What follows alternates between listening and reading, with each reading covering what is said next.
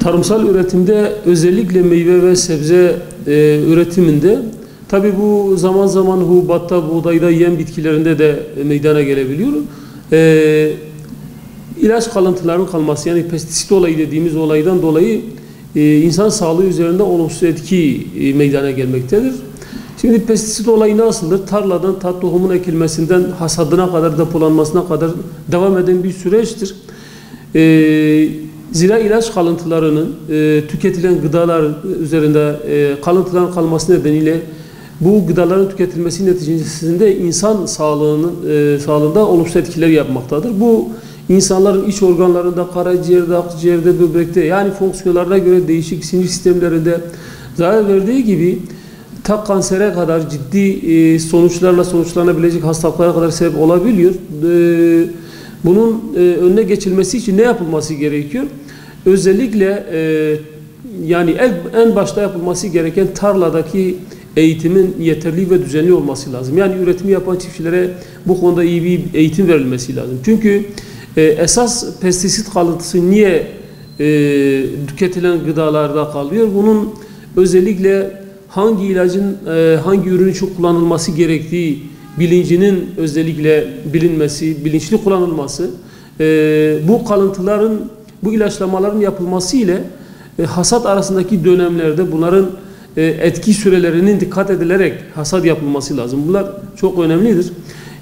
Tabii bütün bunların yapılmasından sonra bakanlığın, ilgili yetkililerin de kontrol etmesi gerekiyor. Bu pestisit kalıntısının olup olmadığına, ondan sonra piyasaya arz edilmesi, insanlar tüketilmesine sunulması gerekiyor.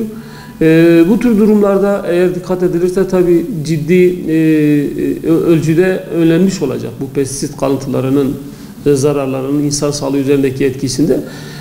Zaten ismi üzerinde de, yani zehirdir, kimyasal ilaçlardır. Kimyasal ilaçlar özellikle tarımsal üretimde tarımsal üretimin kalitesi ve verimin artırılması için tarımsal üretim miktarını etkileyen, zarar veren böcek, hastalık, zararlar, mantari hastalıkların önlenmesi amacıyla kullanılıyor. Tabii bunlar tarlada kullanıldıktan sonra hasat edildikten sonra bitmiyor. Bunun özellikle sert kabuklu meyveler, fındık, fıstık, ceviz gibi, badem gibi ürünlerde yine alfa toksin şeklinde, yani de bu edildikten sonra bunlar bir tür mantari hastalıklar şeklinde alfa toksin şeklinde yine insan sağlığı üzerinde zararlı etkisi yapabiliyor. Dediğim gibi ciddi kanserle sonuçlanabilecek kadar ciddi hastalıklara sebebiyet verebiliyor. Tabii bu ülkenin milli ekonomisine olan katkı ve zararı da tartışılıyor burada.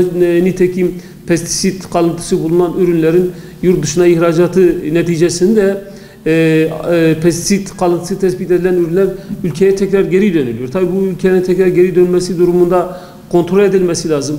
Bunların piyasaya tekrar arz edilmemesi lazım. Bunların ya pestisitlerden eğer mümkünse arı hale getirilip ondan sonra piyasaya sürülmesi ya da imha edilmesi lazım. Bu sürecin tamamının takip edilmesi lazım. İşte 2018, 19, 2020 yıllarında biz gördük, geçen sene gördük. Hatta bu sene içerisinde de Avrupa'ya ihraç edilen bazı ürünlerin pestisit kalıntısı nedeniyle Türkiye'ye geri iade edildiği ama bunların işte ne olduğu, akıbetin ne olduğu tam olarak net bir şekilde açıklanmadı.